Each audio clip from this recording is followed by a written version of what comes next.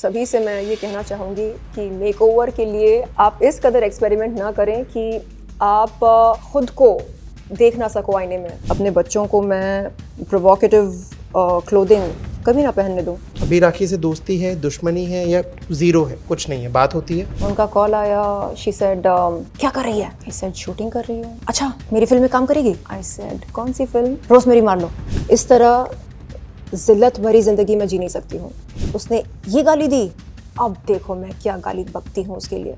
तो ऐसा हुआ मेरे साथ। अगर आपने एक्शन नहीं लिया मैं कुछ कर बैठूंगी। वो दिन जब जब याद आते हैं तो मुझे लगता है कि ऐसा नहीं होना चाहिए था, ऐसा कभी नहीं होना चाहिए किसी भी महिला के साथ। एक फिल्म रही है जवानी दीवानी 2006 इमरान हाशमी के साथ, अभी वो आप याद है? सारी फिल्में गिनाएंगे, बट आपको याद नहीं है, ये अजीब चीज़ मैं है। क्यों याद रखूं ऐसी बातें। आप होंगे तुर्रम खान, किसी राज्य के महाराजा वगैरह वगैरह, लेकिन शूटिंग सेट पर अगर आप इंसानियत ना दिखा सकें तो फिर गुड मॉर्निंग सर हम कैसे बोलें। महान महिला ने कहा कि अगर इसके साथ दुष्कर्म हुआ भी तो क्या फर्क पड़ता है, ठीक है ना, ये तो चाहती है कि इसके साथ दुष्कर्म हो। I play a psychopath very well.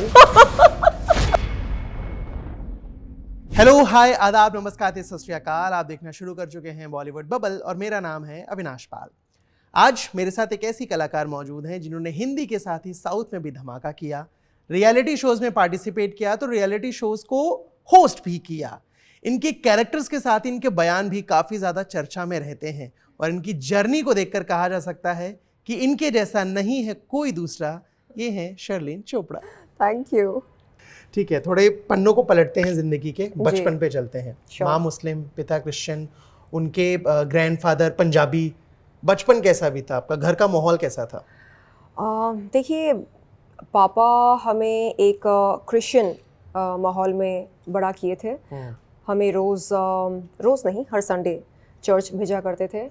We used to enjoy doing church activities, यानी कैरल्स गाना, एंड संडे स्कूल हुआ करता था तो उसमें शामिल होना, एंड यूथ फेलोशिप हुआ करता था तो वहाँ पर जाकर यूथ के साथ जुड़कर फेलोशिप एक्टिविटीज़ करना। तो ये सब करते करते हम बड़े हुए। एंड साथ में मॉम का इन्फ्लुएंस भी था। मॉम ने हमें नमाज़ पढ़ना सिखाया, एंड मॉम चाहती थी कि हम जल्दी शादी कर लें क्योंकि उन्हें लगता था कि चलो ठीक है, पढ़ाई वढ़ाई सब अपनी जगह पर सही है लेकिन सही टाइम पर शादी होनी चाहिए। And somehow that didn't settle with me, क्योंकि मुझे लगता है कि शादी करने के लिए कोई स्पेसिफिक टाइमिंग नहीं होनी चाहिए। It's all to do with our mindset. Whenever we are ready we should go for it. And आज भी मॉम कहती हैं कि शादी कर ले। कब करेगी? आई ऑलवेज टेल हर कि मेरे पास दुल्हन का जोड़ा रेडी है, श्रृंगार रेडी है, सब रेडी है। जैसे ही मुझे दूल्हा मिलेगा, क्या कहते हैं उसे, चटमंगनी पट ब्याह, हाँ वो कर लूंगी मैं। दूल्हे की तलाश जारी है? नहीं ढूंढ रहे हो? मैं क्यों ढूंढूं, वो मुझको ढूंढे। अच्छा, आपने एक इंटरव्यू में बोला था कि आपको अमिताभ बच्चन जैसा आदमी चाहिए शादी के लिए, बिग बॉस के टाइम पे। अच्छा, टॉल यू मीन टू से? पर्सनैलिटी, आवाज, बहुत ज़्यादा टॉल भी ना हो ना, क्योंकि अजीब लगता है। एंड मुझे लगता है कि वो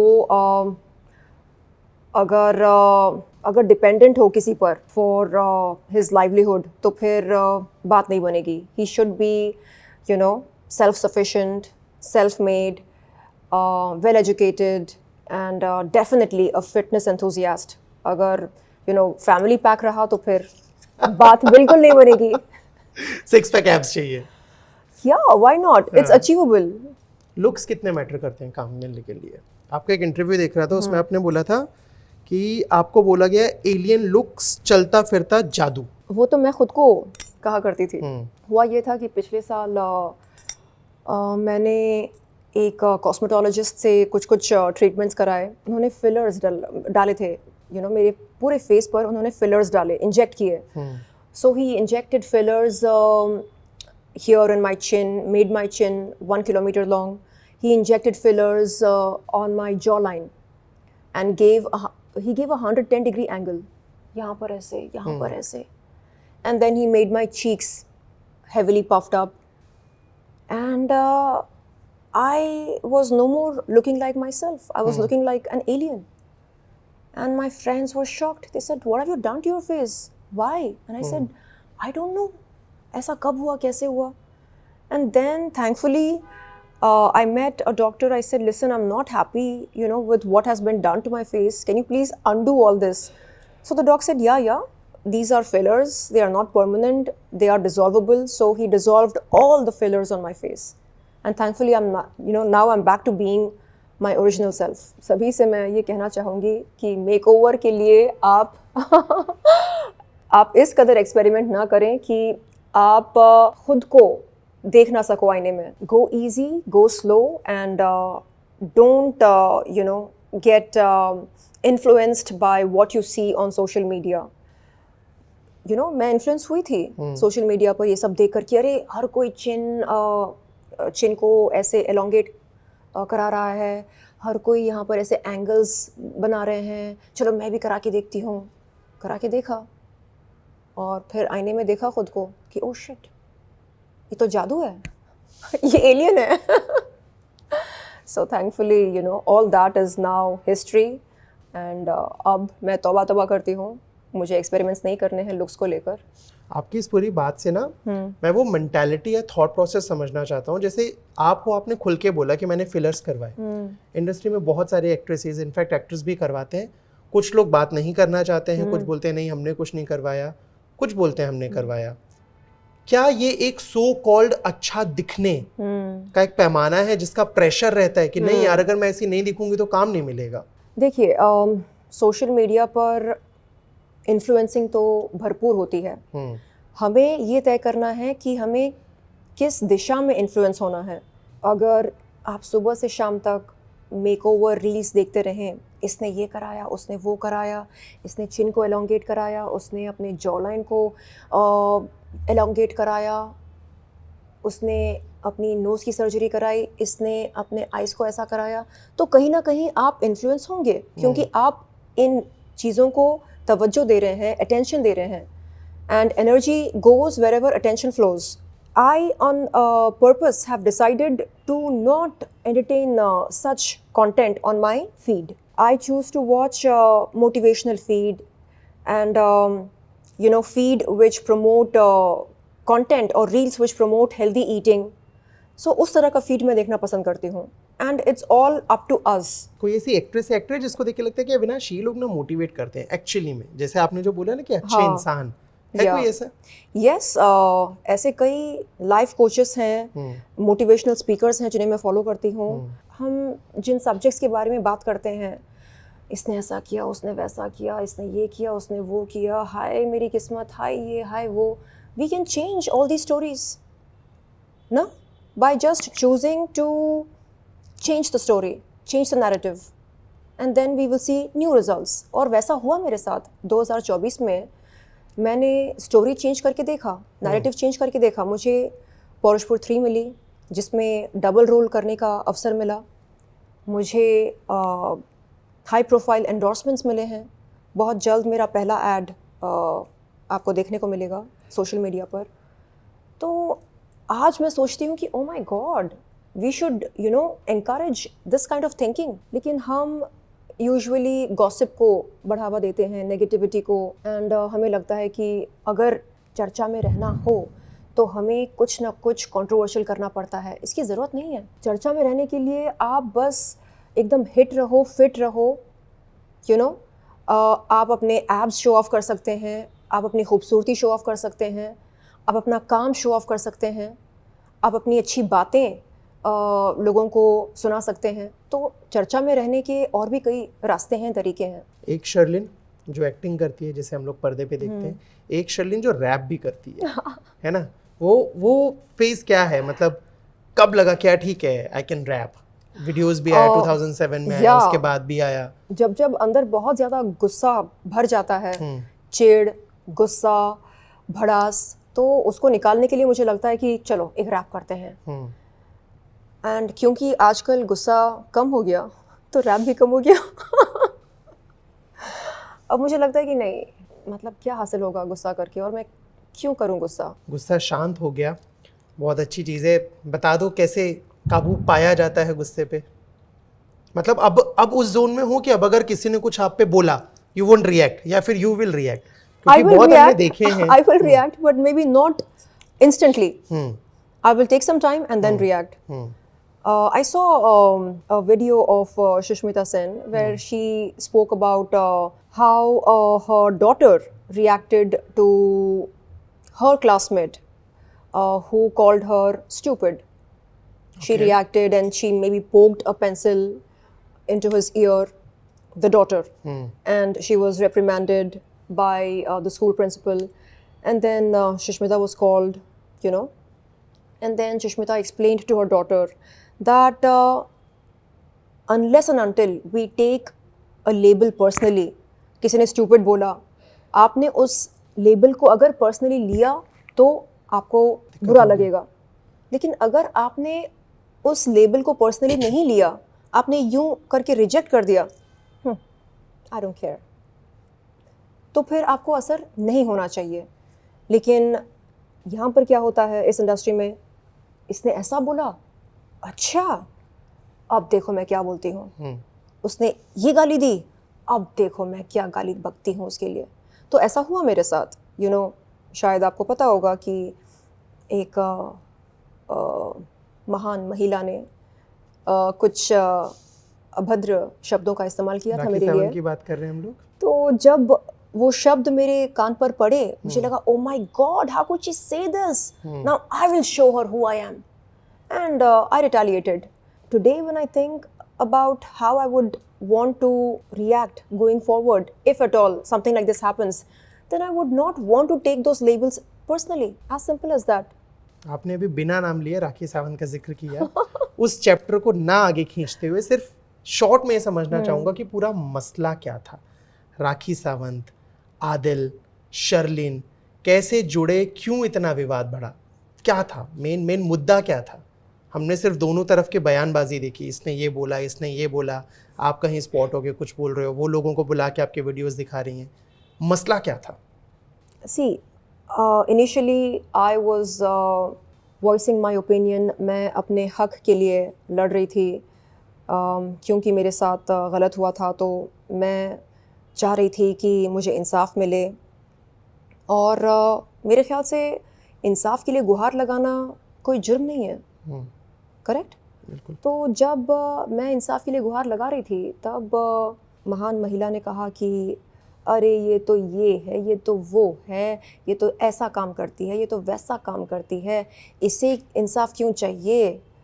हाँ, अगर इसके साथ दुष्कर्म हुआ भी तो क्या फ़र्क पड़ता है, ठीक है ना, ये तो चाहती है कि इसके साथ दुष्कर्म हो। तो तब मुझे बहुत बुरा लगा, मुझे लगा कि किसी भी महिला के लिए इस तरह की टिप्पणी हमें नहीं करनी चाहिए, चाहे वो महिला कोई भी हो, कुछ भी हो। और कोई भी महिला नहीं चाहती है कि उसके साथ दुष्कर्म हो, कोई भी महिला नहीं चाहती है। तो जाने अनजाने में भी हमें इस तरह की टिप्पणी नहीं करनी चाहिए। तो कुछ बातें मुझे बहुत बुरी लगी और तब मैंने रिएक्शन दिया, और मेरे रिएक्शन को देखकर उसने रिएक्शन दिया, फिर उसके रिएक्शन को देखकर मैंने रिएक्शन दिया, और फिर ये सिलसिला चलता रहा। हम नेगेटिव बातें कर रहे थे, इसलिए हमने नेगेटिव एनर्जी को बढ़ावा दिया। जब एहसास हुआ कि नहीं, things are going out of our control and it's not good for public figures, for celebrities, क्योंकि लोगों की नज़र है हम पर, लोग देख रहे हैं, सुन रहे हैं हमारी बातें। और हम यहाँ पर आए क्यों इस शहर में? मारपीट करने, लड़ाई झगड़े करने नहीं ना, काम करने, ब्रांड बनने, तरक्की करने। तो जब एहसास हुआ कि अरे हम कर क्या रहे हैं, तब मैंने सोचा कि नहीं, अब बस, जितना कहा, जितना सुना, बस है, और ना कुछ कहना है ना सुनना है, अब बस अपने काम पर फोकस करना है। इंसाफ मिला जिसके लिए आवाज़ उठाई थी? वो मुद्दा तो कहीं दब गया इस तमाम कंट्रोवर्सी के चलते, विवादों के चलते, वो मुद्दा दब गया। दुख नहीं होता, गुस्सा नहीं आता कि जिस चीज़ के लिए मैंने सारी चीज़ें की, कहीं और से कोई एक नई चीज़ आई, उसने मेरा जो मेन मुद्दा था उसको ही सब दबा दिया? कभी राखी से इस बारे में बात नहीं हुई कि क्यों वो आपके वीडियोस पैप्स को बुला के दिखा रही थी कि देखो ये है शर्लिन की सच्चाई, क्योंकि ना बाद में अभी दोस्ती ज़्यादा हो गई बात थी ना। करेंगे तो शायद मैं इमोशनल हो जाऊं और रो पड़ूं, तो बात नहीं करेंगे हम, क्योंकि वो मेरे लिए एक बहुत ही दर्दनाक अनुभव रहा है। और वो दिन जब जब याद आते हैं तो मुझे लगता है कि ऐसा नहीं होना चाहिए था, ऐसा कभी नहीं होना चाहिए किसी भी महिला के साथ। मैं उसी मेंटालिटी से ये सारी चीज़ें जानना चाह रहा हूँ, क्योंकि दर्शकों के पास भी एक पर्सपेक्टिव पहुँचा है कि ठीक है राखी वीडियो दिखा रही है, राखी ऐसा बोल रही है वैसा बोल रही है, बट शर्लिन की तरफ से क्या?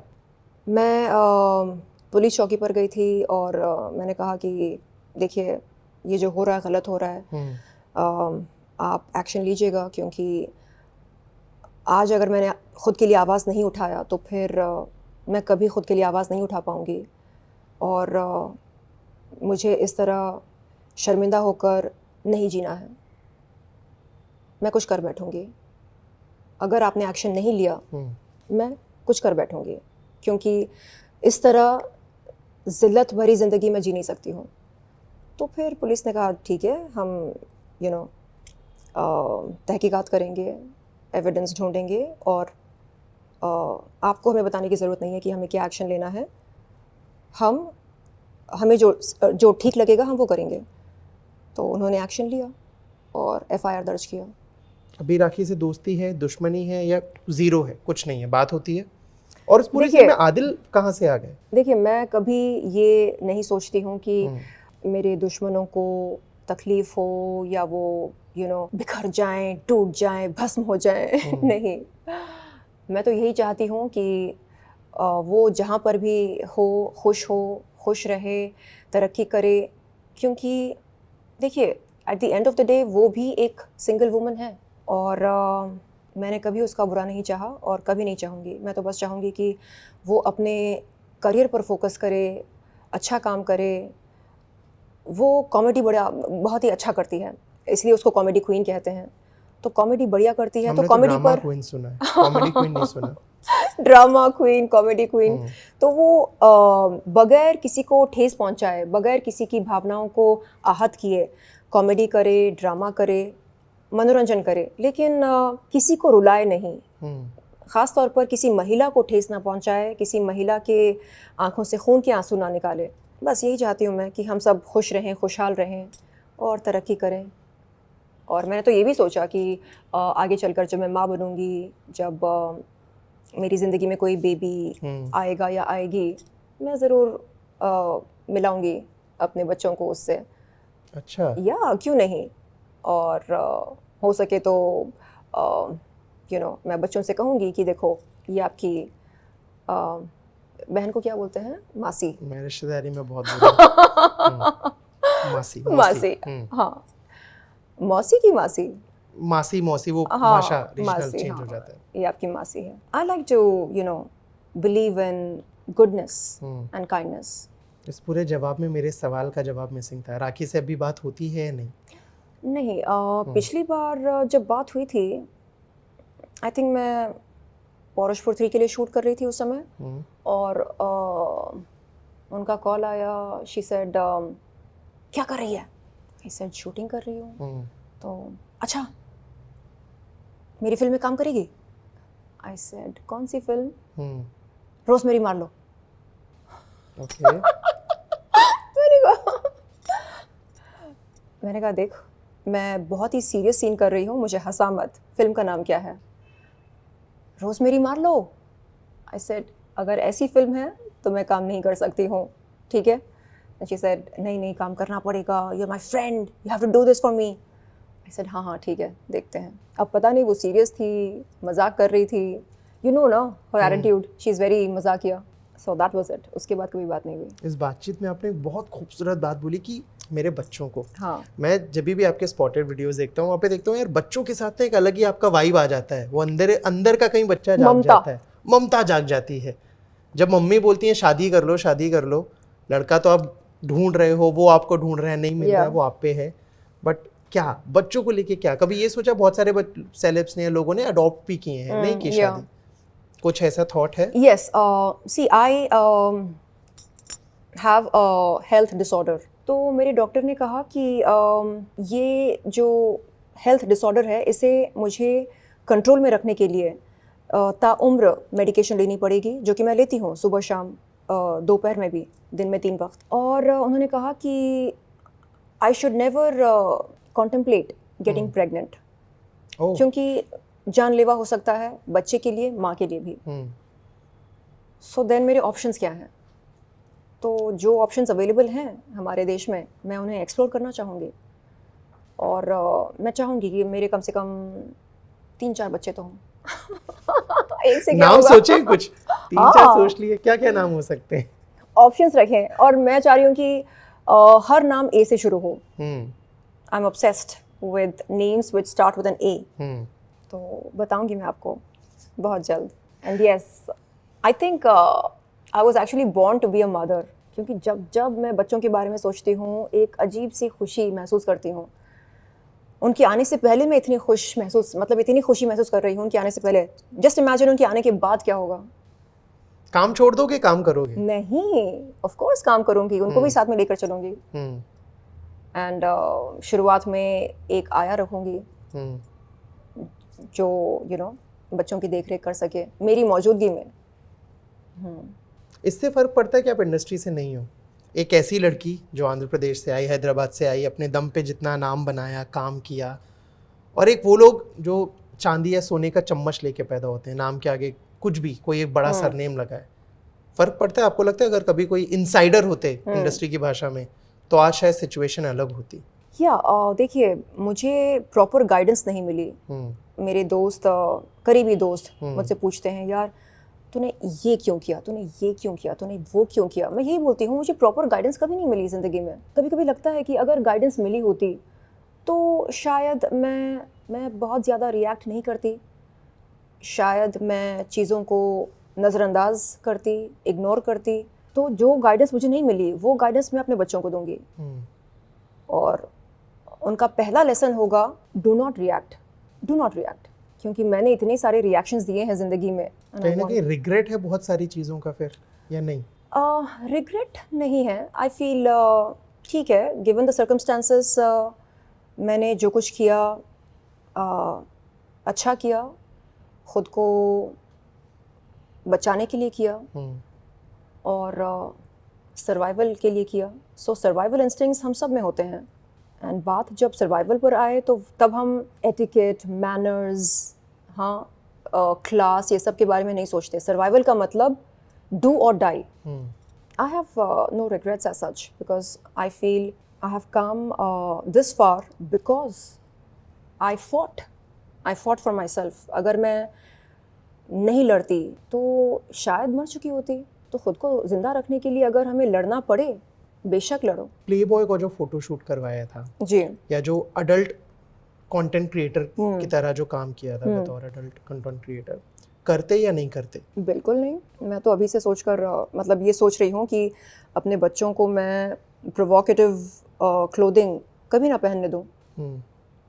नो, उसके लिए एक वक्त होता है एंड एक लिमिट होती है।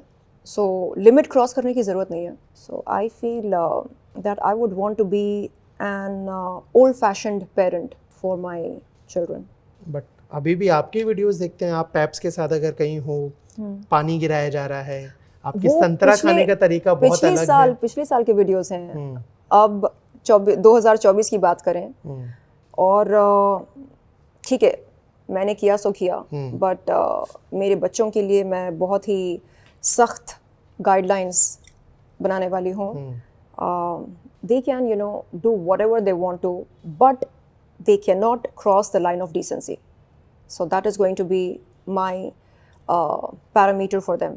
जो करना है करो, जिस दिशा में आगे बढ़ना है लाइफ में बढ़ो, लेकिन कभी भी जो लाइन ऑफ डिसेंसी होती है, शब्दों की मर्यादा कहो, कपड़ों की मर्यादा कहो, उसको आप कभी पार नहीं कर सकते। फॉरेस्टपुर का ही एक सीन है, अभी आप बता भी रहे थे कि बड़ा ही लेविश था, जिस तरह से तैयार होना है, जिस तरह के डायलॉग्स हैं, खंजर है, तलवार है, जो बातों में बोलते हैं ना, कभी हकीकत में किसी ने पीठ पे खंजर घोंपा है? वैसा वाला कोई इंसिडेंट हुआ है?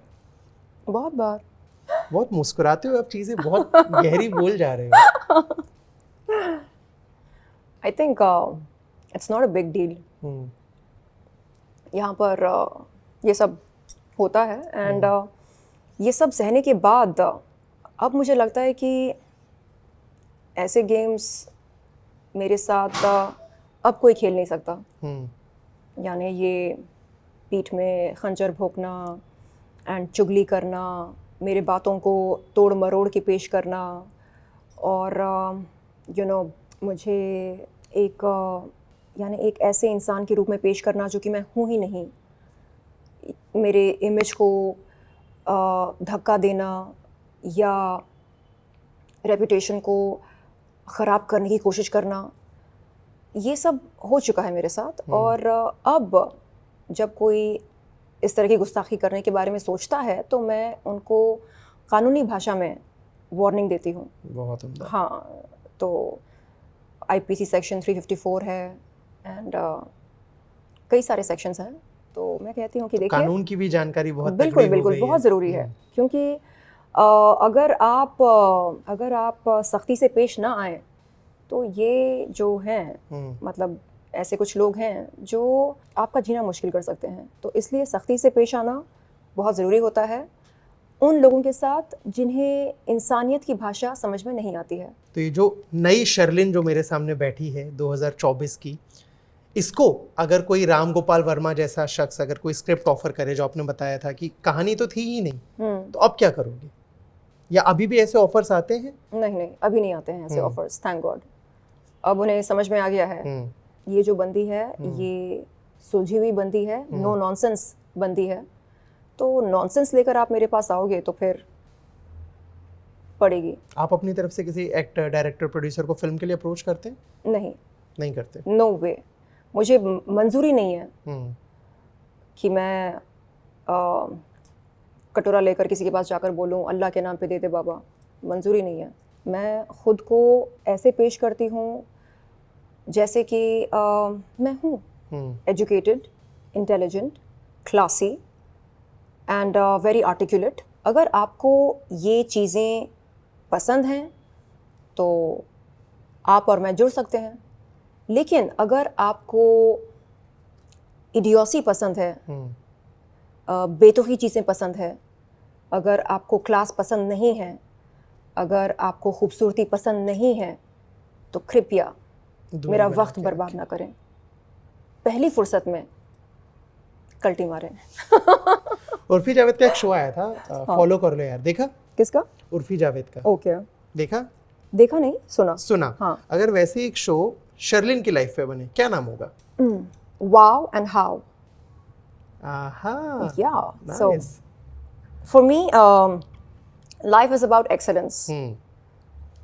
So yeah, wow and how. मिल गया भाई साहब, नाम मिल गया. जो भी शो बनाने का सोच रहे हो तैयार हो जाओ. Excuse me, it's my title. आप ही के लिए. मैं और किसी को नहीं बेच रही. Yeah. आप ही के लिए. अच्छा, बच्चों का जिक्र हुआ, मम्मी ने बोला शादी कर लो, उसका जिक्र हुआ. अभी करंट रिलेशनशिप स्टेटस क्या है? हाँ, अगर स्किप करना चाहो सवाल, आप स्किप कर सकते हो. नहीं, मैं तो चाह रही हूँ कि मैनिफेस्ट हो जाए. प्रार्थना जारी है एंड ईश्वर कह रहे हैं थांबा. तो बहुत जल्द मैनिफेस्ट हो जाएगा. साल भर में 2025 ऐसा मेरा मानना है. Yes. टीनेज का टाइम, पढ़ाई में टॉपर, किताबों से दोस्ती. 1999 में आई थिंक मिस आंध्रा रहे. वो जो टीनेज का फेज था वो कैसा था? It was very confusing, I would say, because I was at a crossroads, not knowing whether to pursue higher studies or to pursue a career in showbiz. So it was very stressful, confusing, very challenging. But then after I made up my mind that I would like to pursue a career in showbiz, then things seemed a little sorted, but they were actually not. Because after coming here, I realized that it's not a cakewalk. It's very very challenging to begin with. यानी ऐसा नहीं है कि जहाँ आप जाते हैं काम की तलाश में, वहाँ पर आपका स्वागत किया जाता है रेड कारपेट वेलकम किया जाता है, बिल्कुल नहीं। स्ट्रगल बहुत ज़्यादा स्ट्रगल करना पड़ता है, रिजेक्शंस होते हैं, एंड कहीं ना कहीं आपको लगने लगता है कि am I worth it, do I actually have it in me to make it big, और maybe I am just ordinary, शायद रास्ता भटक गई हूँ मैं, I think I should go back to my town, उस तरह के थॉट्स आते हैं। But then you have to keep motivating yourself, keep inspiring yourself, keep looking for some or the other reason, either in the outside world or within yourself, to keep going. So बहुत सारे लोगों से बात करता हूँ, जब वो अपने शुरुआती फेज की बात करते हैं, बोलते हैं अविनाश एक वक्त ऐसा भी रहता था, बहुत डिप्रेशन हो जाता था, सुसाइडल थॉट्स आते थे, समझ नहीं आता था क्या करना है। आपके साथ हुआ? especially after I lost my dad in 2005, I was very very very depressed because he was my pillar of strength, और हमेशा से मैं पापा की बेटी रही हूँ, डैडीज लिटिल गर्ल। तो उनके जाने के बाद ऐसा लगा कि अब मैं किन से बात करूँ और किन से मैं सजेशंस लूँ, किन के साथ मैं सलाह मशवरा करूँ। Mom has been there for me, but mom के साथ उस तरह की बॉन्डिंग नहीं है जो पापा के साथ थी। So yes, I would sometimes wonder कि अच्छा पापा यहाँ नहीं है तो शायद कहीं और होंगे, तो मैं वहाँ जाकर उनसे मिलूँ क्या? तो इस तरह के ख्याल आते थे। कभी कोशिश की ऐसा कुछ? नहीं, बाद में मुझे धीरे धीरे समझ में आया कि energy can not be destroyed. So पापा is very much here, he is actually watching this interview. So energy can never be destroyed, it takes different forms.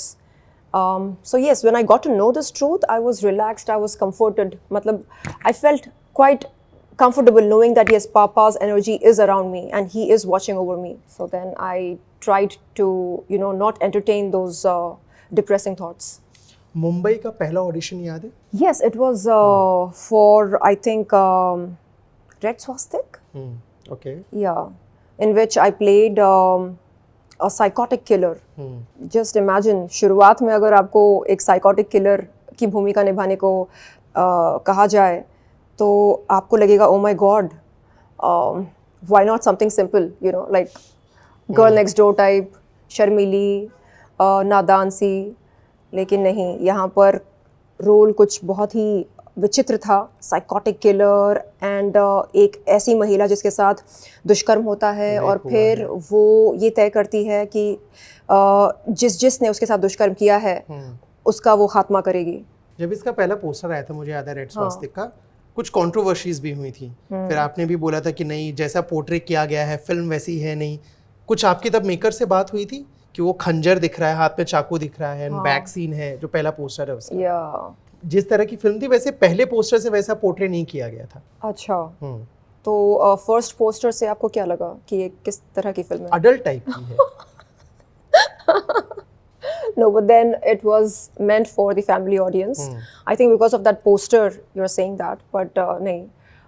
If you see the film, you'll know that it's to do with a woman who has been wronged. एक ऐसी महिला जिसके साथ गलत होता है, गलत हुआ है, और क्योंकि उसके साथ गलत होता है इसलिए वो ये ठान लेती है कि ठीक है, अब चाहे न्यायालय सबक सिखाए या ना सिखाए, मैं ज़रूर सबक सिखाऊंगी। हाँ।